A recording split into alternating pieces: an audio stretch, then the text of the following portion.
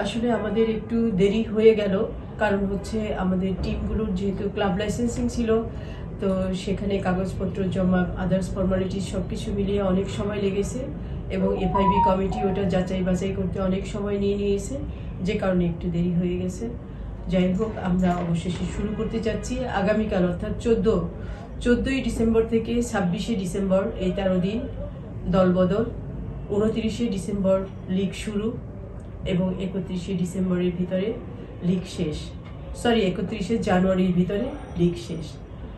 এটা single league, এখানে 55টা match হবে।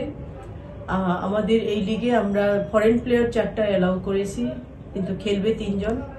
আর এখানে আরেকটা জিনিস আছে, সেটা হচ্ছে যে আমরা এবার এজ লেভেলের উপরে খুব গুরুত্ব দিয়েছি। প্রত্যেকে যারা রেজিস্ট্রেশন হচ্ছে 35 জন সর্বোচ্চ রেজিস্ট্রেশন করতে পারবে একটা ক্লাব, আর সর্বনিম্ন 23 জন। এর ভিতরে আমাদের আন্ডার 17 থেকে 4 জন প্লেয়ার থাকতে হবে প্রত্যেকটা টিমে, এবং আন্ডার 20 থেকে 4 জন প্লেয়ার থাকতে হবে।